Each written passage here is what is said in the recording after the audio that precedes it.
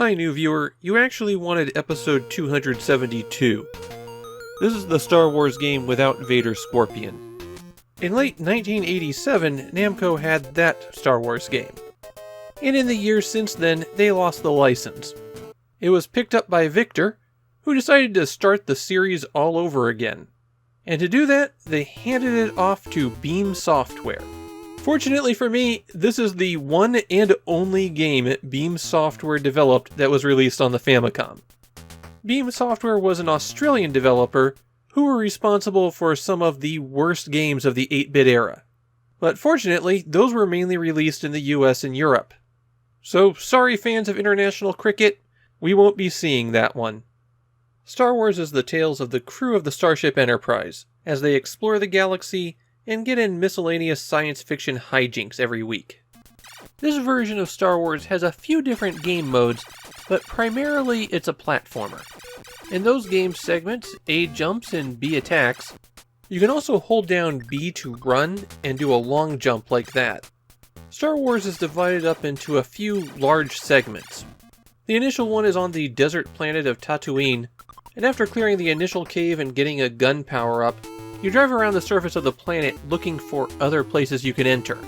In the overhead vehicle sections, holding down B will accelerate, and hitting A will fire the gun if you have one. And you don't have one on Tatooine. This version of Star Wars is a bit freeform. There's a lot of tasks that you should do, but very few that you're required to do.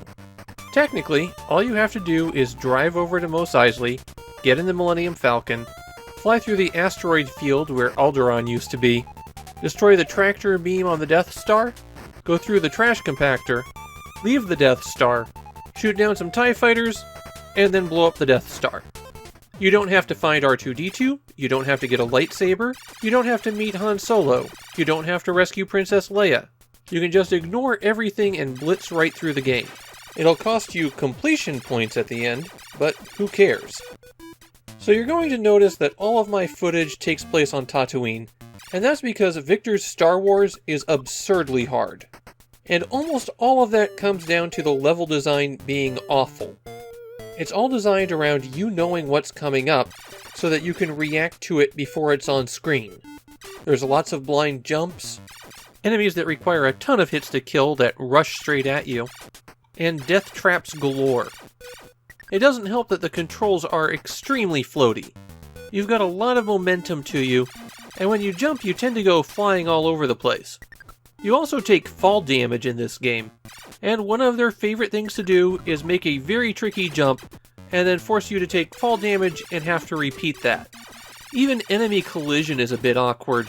If you land on an enemy, probably because they weren't on screen when you started your jump, you tend to get shoved around and knocked into the enemy over and over again. About the only good thing regarding enemy placement is that once they die, they're dead. They don't respawn unless you leave the level. The floaty movement's made worse because one of their favorite obstacles are conveyor belts. And the conveyor belts seem to impart even more speed to you than you'd expect. Step on one and walk in the same direction and you'll go flying. And speaking of flying, another of their favorite obstacles are hover zones, where you jump into them and they shoot you way up into the air. You don't take falling damage when you're coming out of these, but you also can't shoot. There's only a few collectibles that you can find lying around on stages. Basically, it's health pickups, which are these blue orbs, extra lives, which are always pictures of Luke, and shield upgrades for the Millennium Falcon, which are these Falcon icons. They come into play if you can reach the Millennium Falcon and fly off. What you're supposed to do on Tatooine is find R2-D2, then find Obi-Wan Kenobi and get your lightsaber, and then find Han Solo. One fun thing you're going to notice as you go through the cantina to find Han is that parts of the music drop out every time you attack. And not small parts either. Hitting select brings up this menu where you can talk to the people that you've rescued. Switch to Han or Leia if you've got them, or if you're controlling Luke, choose between whether you want to use a blaster or the lightsaber. The lightsaber can deflect shots that are coming at you, as well as kill most enemies in one hit. Han has an upgraded blaster, but if Han is killed, he's gone forever. Unless, of course, you have Obi-Wan use the Force to resurrect him.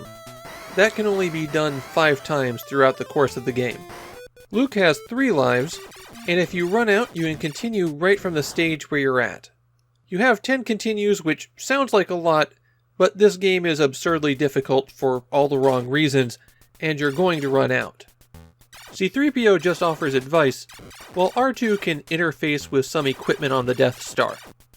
It's a bit hard to track down information on this version of Star Wars, because the other version of Star Wars for the Famicom gets talked about a lot more.